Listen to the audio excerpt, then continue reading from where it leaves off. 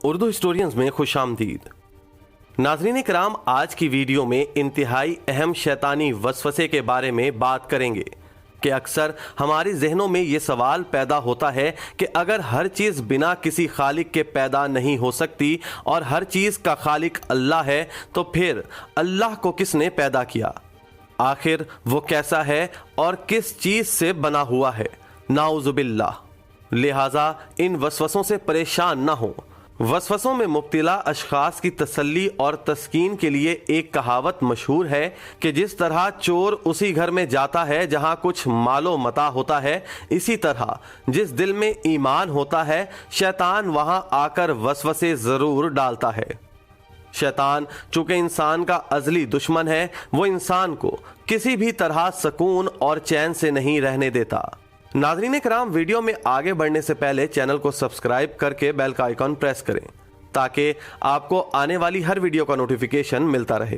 دوستو، شیطان کی سب سے پہلی کوشش یہی ہوتی ہے کہ وہ کسی طرح انسان کو اس کے خالق کے بارے میں شکوک و شبہات میں ڈال کر اس کو سرے سے ہی بے ایمان اور مشرک بنا دے، اور اگر شیطان اس عمل میں ناکام ہو جاتا ہے تو پھر اس کی دوسری کوشش یہ ہوتی ہے کہ وہ مومن کی اہم عبادتیں جیسے نماز، روزہ، حج اور زکوٰۃ کے بارے میں شکوک و شبہات پیدا کرے۔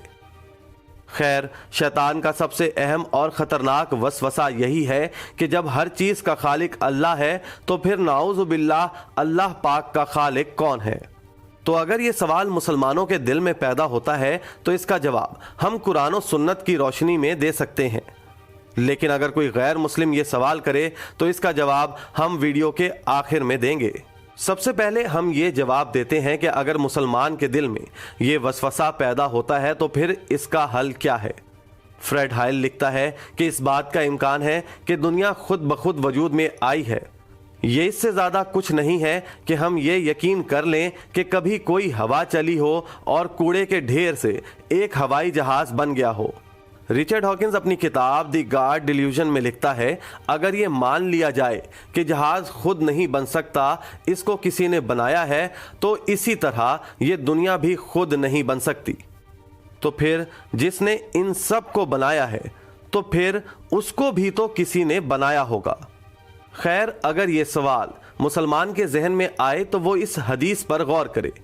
صحیح مسلم کی حدیث نمبر 134 میں ہے کہ رسول اللہ صلی اللہ علیہ وآلہ وسلم نے فرمایا، ہمیشہ ہی لوگ ایک دوسرے سے سوال کرتے رہیں گے کہ اللہ نے ہر چیز کو پیدا کیا تو پھر اللہ کو کس نے پیدا کیا؟ تو جو شخص اپنے ذہن میں پائے تو وہ یہ کہے کہ میں اللہ پر ایمان لایا۔ اسی طرح مسند احمد کی حدیث ہے، حضور صلی اللہ علیہ وآلہ وسلم نے فرمایا کہ جب کسی کے پاس شیطان آ کر پوچھتا ہے آسمان کو کس نے پیدا کیا تو وہ جواب دیتا ہے اللہ نے۔ پھر شیطان پوچھتا ہے زمین کو کس نے پیدا کیا تو وہ کہتا ہے اللہ نے۔ یہاں تک کہ شیطان یہ سوال کرتا ہے کہ اللہ کو کس نے پیدا کیا۔ اگر تم میں سے کسی کے دل میں یہ سوال آئے تو فوراً پڑھو آمنت باللہ و رسولی، یعنی میں اللہ اور اس کے رسول پر ایمان لاتا ہوں۔ ایک دفعہ صحابہ کرام میں سے کچھ لوگ نبی کریم صلی اللہ علیہ وآلہ وسلم کی خدمت میں حاضر ہو کر عرض کرنے لگے کہ ہم اپنے دلوں میں کچھ خیالات ایسے پاتے ہیں کہ اللہ کو کس نے پیدا کیا، اور وہ کیسا ہے، اور وہ کس چیز سے بنا ہوا ہے، اور اس طرح کی اور کئی چیزیں جن کا بیان کرنا بھی مشکل ہے، اس لیے کہ ہمیں معلوم ہے کہ یہ کبھی باتیں ہیں اور ان میں سے کوئی بھی چیز ایسی نہیں ہے کہ ہم اس پر اعتقاد رکھیں، بلکہ ہم جانتے ہیں کہ اللہ کا دین ازل سے ہے، ہر چیز کا خالق وہی ہے، وہ مخلوق نہیں ہے۔ تو ایسے خیالات جو ہمارے دل میں آتے ہیں، ان کا کیا حکم ہے؟ یہ بات صحابہ کرام نے آپ صلی اللہ علیہ وآلہ وسلم کے سامنے رکھی۔ اس کا جواب آپ صلی اللہ علیہ وآلہ وسلم نے دیا کہ یہ تو صریحاً ایمان ہے، اس لیے تم ایسے وسوسے کو دل میں پانے کے بعد جھڑک دیتے ہو اور اس کو برا سمجھتے ہو، یہ تمہارے ایمان کی علامت ہے۔ احادیث کا حاصل یہ ہے کہ جب بھی کوئی مسلمان اس وسوسے کا شکار ہو تو اس کو دل میں دبا کر نہ رکھے، بلکہ فوراً اقرار کرے کہ میں ایک اللہ اور اللہ کے رسولوں پر ایمان لاتا ہوں اور شیطان مردود سے اللہ کی پناہ چاہتا ہوں۔ اب سوال یہ پیدا ہوتا ہے کہ اگر کوئی کافر، مشرک، منکر یا عقل پرست انسان یہ سوال کرے کہ ہر چیز خالق کے بغیر نہیں بنتی تو اللہ کا خالق کون ہے، تو ان لوگوں کو قرآن و سنت سے جواب دینا بے سود ہے، کیونکہ وہ تو قرآن اور سنت کے ہی انکاری ہوتے ہیں۔ لہٰذا ہم ان سے یہ کہیں گے کہ یہ سوال کرنا اصولی اعتبار سے باطل ہے، کیونکہ اگر بالفرض یہ کہہ دیا جائے کہ اللہ تعالیٰ کا کوئی خالق ہے تو فوراً دوسرا سوال پیدا ہوگا کہ اس کو پیدا کرنے والے کا خالق کون ہے، اور اسی طریقے سے پھر تیسرے اور چوتھے خالق کا سلسلہ چلتا رہے گا اور کبھی بھی اس کا جواب نہیں مل پائے گا۔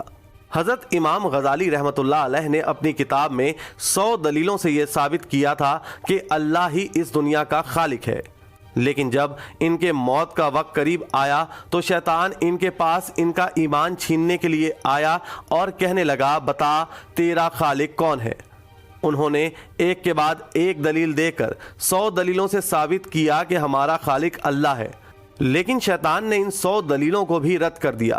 اس کے بعد حضرت امام غزالی نے شیطان سے فرمایا کہ میں بغیر دلیل کے اللہ کو ایک مانتا ہوں اور وہی اس دنیا کا خالق ہے۔ تب جا کر شیطان وہاں سے بھاگ گیا، ورنہ امام غزالی رحمت اللہ علیہ کا ایمان خطرے میں پڑ گیا تھا۔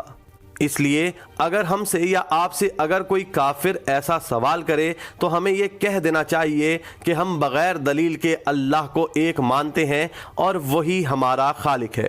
دوستو، دعا کریں کہ اللہ پاک ہم سب مسلمان کا خاتمہ ایمان پر فرمائے اور موت کے وقت شیطان کے شر سے محفوظ فرمائے۔ آج کی ویڈیو میں بس اتنا ہی۔